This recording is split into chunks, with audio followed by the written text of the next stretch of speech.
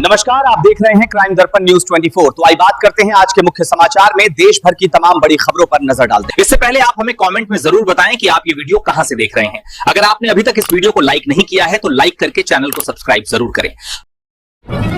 मुख्य सचिव आनंद बर्धन ने पर्यटक स्थलों में चल रहे विकास कार्यों की समीक्षा की। नैनीताल जिले के कैंची धाम में नया पैदल पुल बनेगा क्योंकि वहां श्रद्धालुओं की संख्या बढ़ रही है। उत्तरकाशी जिले के जादुंग गांव में फेस्टिव ग्राउंड जल्द बनेगा। स्थलों पर 228 करोड़ रुपए की लागत से काम चल रहा है, जिसकी लगातार निगरानी की जा रही है।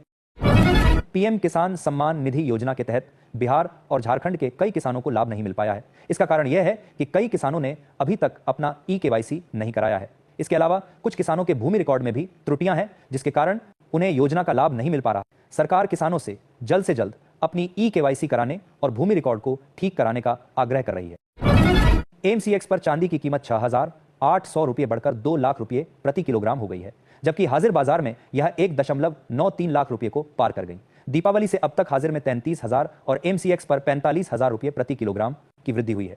वैश्विक अस्थिरता और अमेरिका द्वारा लगाए गए टैरिफ के कारण बाजार में अस्थिरता है। विशेषज्ञों का मानना है कि चांदी की कीमतें अभी और बढ़ सकती हैं। वाराणसी से दिल्ली जा रहे एयर इंडिया एक्सप्रेस के विमान IX 1224 को रनवे से एप्रन पर वापस लाया गया, जब 8 माह के बच्चे श्रेष्ठ नारायण को कान में तेज दर्द हुआ। बच्चे का एयरपोर्ट पर प्राथमिक उपचार किया गया और इसके बाद विमान 1 घंटे की देरी से रवाना हुआ। केंद्रीय कैबिनेट ने शुक्रवार को उच्च शिक्षा का एक ही नियामक बनाने संबंधी विधेयक को मंजूरी दे दी। नई राष्ट्रीय शिक्षा नीति में उच्च शिक्षा के एक ही नियामक का प्रस्ताव है। यह विश्वविद्यालय अनुदान आयोग UGC, अखिल भारतीय तकनीकी शिक्षा परिषद AICT और राष्ट्रीय अध्यापक शिक्षा परिषद NCT की जगह लेगा। पटना में देश का पहला पावर म्यूजियम बनने जा रहा है। 50 साल पुराने पावर हाउस को एक नया पहचान मिलेगा। यह म्यूजियम खंडहर से ज्ञान का केंद्र बनेगा, जो ऊर्जा के संरक्षण और इतिहास को प्रदर्शित करेगा। इस परियोजना से पटना के पर्यटन को बढ़ावा को मिलेगा और लोगों को ऊर्जा के महत्व के बारे में जानकारी मिलेगी। उत्तर प्रदेश में राशन कार्ड से जुड़े सभी काम अब ऑनलाइन किए जा सकेंगे। खाद्य एवं रसद विभाग ने यह सुविधा शुरू की है, जिससे लोग घर बैठे ही राशन कार्ड के लिए आवेदन कर सकेंगे और अन्य संबंधित कार्य कर सकेंगे। सरकार का लक्ष्य है कि आवेदनों का निस्तारण 15 दिनों के भीतर किया जाए, जिससे नागरिकों को समय पर सेवाएं मिल सकें। कृषि मंत्री शिल्पी नेहा तिर्की ने झारखंड मिलेट्स मिशन को झारखंड मड़ुआ क्रांति के रूप में घोषित किया। राज्य सरकार ने 32,000 से अधिक किसानों के खाते में 15.63 करोड़ रुपए की प्रोत्साहन राशि हस्तांतरित की है। सरकार का लक्ष्य मड़ुआ उत्पादन को बढ़ावा देना और मड़ुआ उत्पादों को अस्पताल, स्कूल और आंगनबाड़ी तक पहुंचाना है। मंत्री ने गलत आंकड़े देने पर अधिकारियों के खिलाफ कार्रवाई की चेतावनी दी है। कोडरमा के 12 बैंकों में 32.13 करोड़ रुपए जमा है, जिनका कोई दावा नहीं कर रहा है। यह राशि लावारिस पड़ी है और किसी भी खाताधारक ने इस पर अपना अधिकार नहीं जताया है। बैंकों के लिए यह एक चिंता का विषय है कि इतनी बड़ी रकम का कोई दावेदार क्यों नहीं है। अमृतसर एयरपोर्ट पर कस्टम विभाग ने कुआलालंपुर से आई एक उड़ान में बड़ी कार्रवाई करते हुए 11.49 लाख रुपए की अवैध सिगरेट जब्त की है। यह कार्रवाई कस्टम्स विभाग ने एयरपोर्ट पर तस्करी रोकने के लिए की। विभाग मामले की जांच कर रहा है और आगे की कार्रवाई जारी है। कांग्रेस सांसद रेणुका चौधरी ने राहुल गांधी और प्रियंका गांधी वाड्रा के लोकसभा में दिए गए भाषणों पर प्रतिक्रिया व्यक्त करते हुए कहा कि दोनों का व्यक्तित्व और शैली अलग है, इसलिए उनकी तुलना नहीं की जानी चाहिए। उन्होंने राहुल और प्रियंका को सेब और संतरे की तरह बताया और कहा कि जिस तरह फल खास होते हैं, उसी तरह कांग्रेस के लिए दोनों खास हैं। गोरखपुर में मुख्यमंत्री योगी आदित्यनाथ के काफिले के आगे असुरन चौराहे पर एक बस आ जाने से वार्निंग फ्लीट धीमी हो गई। SSP ने इसे सुरक्षा चूक नहीं माना, लेकिन ड्यूटी में लापरवाही के चलते चौकी प्रभारी को लाइन हाजिर कर दिया। घटना के बाद SSP ने सुरक्षा टीम से रिपोर्ट ली और स्पष्ट किया कि काफिला बाधित नहीं हुआ। देश के ज्यादातर राज्यों में ठंड का कहर बढ़ने लगा है। मौसम विभाग ने आज कई राज्यों में शीतलहर का अलर्ट जारी किया है। IMD के अनुसार कर्नाटक, तेलंगाना, ओडिशा और छत्तीसगढ़ में शीतलहर की स्थिति बनी रहने की संभावना है। दिल्ली NCR में वायु प्रदूषण भी सारे रिकॉर्ड्स तोड़ रहा है। मौसम विभाग ने उत्तर प्रदेश के कई जिलों में घना कोहरा छाए रहने की संभावना जताई है। पैन कार्ड एक जरूरी डॉक्यूमेंट होता है। यह इनकम टैक्स डिपार्टमेंट द्वारा जारी किया जाता है। इसका इस्तेमाल टैक्स भरने, टैक्स रिटर्न फाइल करने या लोन के लिए अप्लाई करने जैसे कामों के लिए किया जाता है।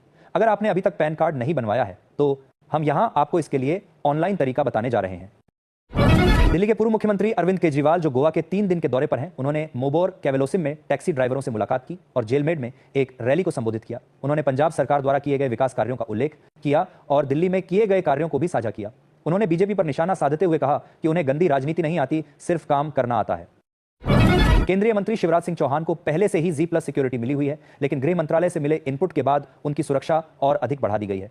शिवराज सिंह चौहान की सुरक्षा को लेकर दिल्ली और भोपाल दोनों जगहों पर बंगेल के सामने बैरिकेडिंग की गई है। तृणमूल कांग्रेस से निलंबित बंगाल के मुर्शिदाबाद जिले के भरतपुर विधानसभा सीट से विधायक हुमायूं कबीर की प्रस्तावित मस्जिद के लिए दिया जा रहा दान का पैसा किसी और खाते में जा रहा है। आरोप है कि जालसाजों ने क्यूआर कोड की नकल कर ली है। हुमायूं के ट्रस्ट की ओर से इस संबंध में साइबर क्राइम पुलिस में शिकायत दर्ज कराई गई है। मुख्यमंत्री पुष्कर सिंह धामी ने कहा कि उत्तराखंड न केवल देवभूमि है बल्कि वीरभूमि भी है, जहां के कई वीरों ने देश की रक्षा में अपना सर्वस्व न्यौछावर किया। आज भी बड़ी संख्या में उत्तराखंड के जवान देश की सुरक्षा में तैनात हैं। वीरभूमि है देश की सुरक्षा में। टाटा स्टील ने जमशेदपुर में जीरो एनर्जी बिल्डिंग का निर्माण किया है, जो अपनी जरूरत की बिजली स्वयं पैदा करेगी। लाइट गेज स्टील फ्रेम तकनीक से निर्मित यह भवन ऊर्जा संरक्षण पर केंद्रित है। इसमें सोलर पैनल और BIPV लगे हैं, जो ऊर्जा बिल को शून्य कर देंगे। टीवी नरेंद्रन ने इसे कम कार्बन इंफ्रास्ट्रक्चर के लिए महत्वपूर्ण बताया, क्योंकि यह तकनीक पर्यावरण के अनुकूल है और निर्माण क्षेत्र में एक नई दिशा प्रदान करती है। बंगाल की मुख्यमंत्री व तृणमूल कांग्रेस सुप्रीमो ममता बनर्जी ने निर्धारित समय तक SIR का फॉर्म नहीं भरा है। उन्होंने खुद भी यह दावा किया है। मालूम हो कि मुख्यमंत्री पहले ही साफ कर दिया था कि जब तक राज्य के प्रत्येक व्यक्ति का SIR का फॉर्म नहीं भर जाता, तब तक वे भी फॉर्म नहीं भरेंगी। मुख्यमंत्री पुष्कर सिंह धामी ने प्रदेश के विभिन्न जिलों में विकास और जन कल्याणकारी योजनाओं के लिए 68.26 करोड़ रुपए की स्वीकृति दी। राशि का उपयोग सड़क निर्माण, आपदा प्रबंधन, पेयजल शिक्षा और बुनियादी ढांचा सुदृढ़ीकरण परियोजनाओं के साथ साथ मानव वन्यजीव संघर्ष से जुड़े लंबित और संभावित नुकसान के भुगतान के लिए 15 करोड़ रुपए की दूसरी किस्त के रूप में भी किया जाएगा।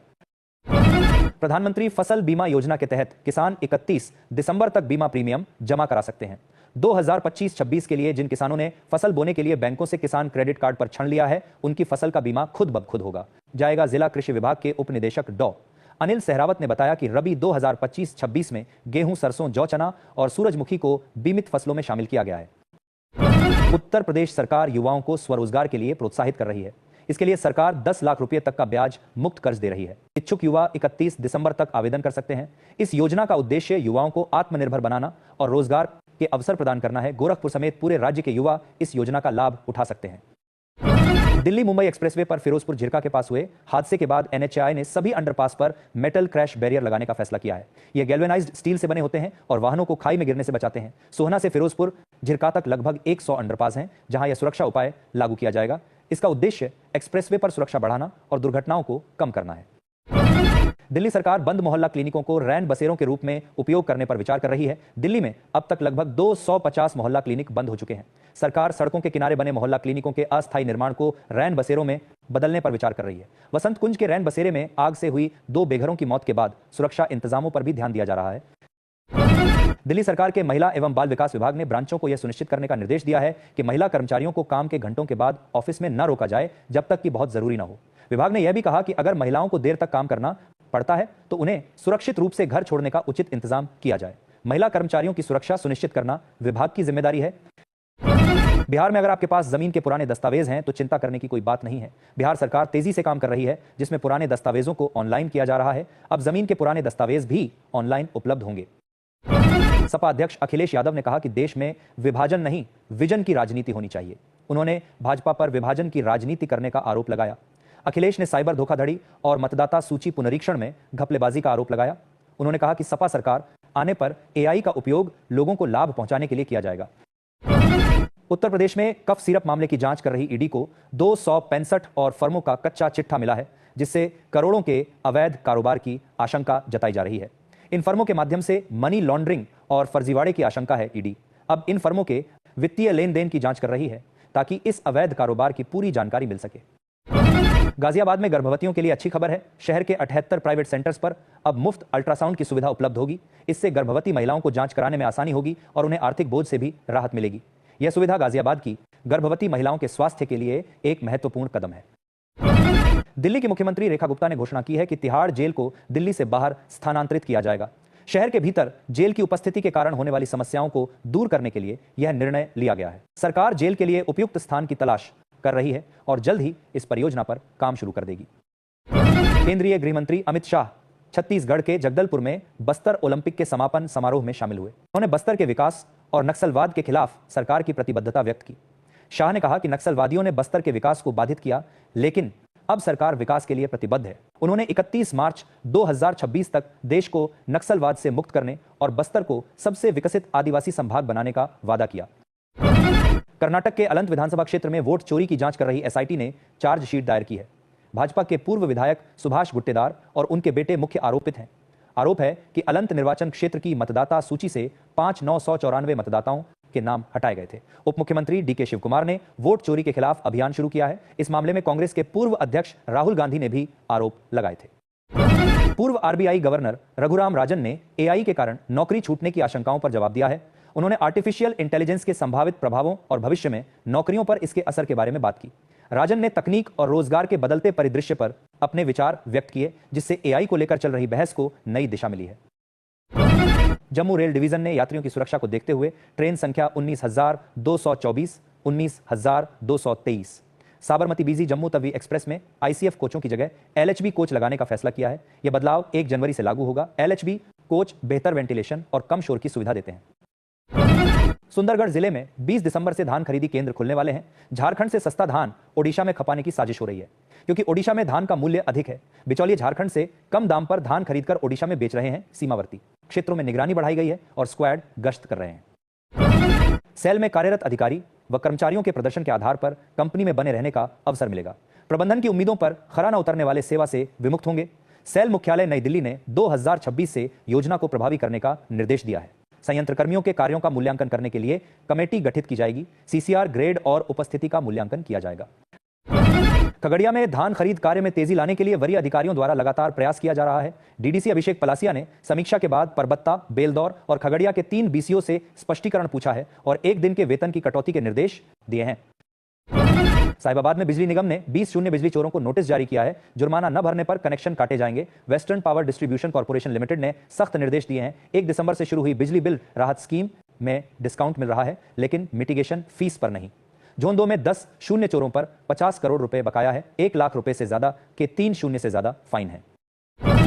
केंद्रीय गृह मंत्री अमित शाह ने बस्तर ओलंपिक 2025 के समापन पर माओवाद के विरुद्ध निर्णायक संघर्ष का रोडमैप रखा। सरकार का लक्ष्य बस्तर संभाग को दिसंबर 2030 तक देश का सबसे विकसित आदिवासी क्षेत्र बनाना है। उन्होंने कहा कि बस्तर अब भविष्य का प्रतीक है, जहां विकास और शांति की आवाज है। इस महाकुंभ में 3.91 लाख खिलाड़ियों ने हिस्सा लिया, जिनमें 761 पूर्व माओवादी भी शामिल थे। सरकार 2026 तक देश से माओवादी हिंसा समाप्त करने के लिए संकल्पित है। जमशेदपुर में आईएमए द्वारा आयोजित सम्मेलन में डॉक्टर रितेश काउंटिया ने किडनी ट्रांसप्लांट की आवश्यकता और अंगों की कमी पर बात की। उन्होंने बताया कि हर साल 2 लाख मरीजों को किडनी की जरूरत होती है, लेकिन केवल 15,000 को ही मिल पाती है। बरेली नगर निगम की दुकान नामांतरण नीति पर विवाद हो गया है। पार्षदों ने इस नीति का बहिष्कार करते हुए इसे अव्यवहारिक बताया है। इस नीति के विरोध में पार्षदों ने हंगामा किया और अपनी असहमति व्यक्त की। उनका मानना है कि वर्तमान नीति में कई खामियां हैं और यह दुकानदारों के लिए हितकारी नहीं है। सिवान में रातों रात यातायात व्यवस्था में बदलाव किया गया है। जेपी चौक को सील कर दिया गया है। नए रास्तों की जानकारी के लिए स्थानीय प्रशासन ने दिशा निर्देश जारी किए हैं। शहर में यातायात को सुचारू रूप से चलाने के लिए यह कदम उठाया गया है।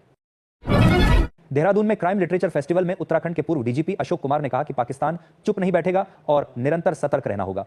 उन्होंने आतंकवाद से लड़ने के लिए ठोस कार्रवाई और दृढ़ इच्छा शक्ति की आवश्यकता पर जोर दिया। वक्ताओं ने हमलों को रोकने में खुफिया जानकारी की अहमियत पर भी प्रकाश डाला। सत्र में आतंकवाद रोधी रणनीतियों और खुफिया समन्वय पर चर्चा हुई।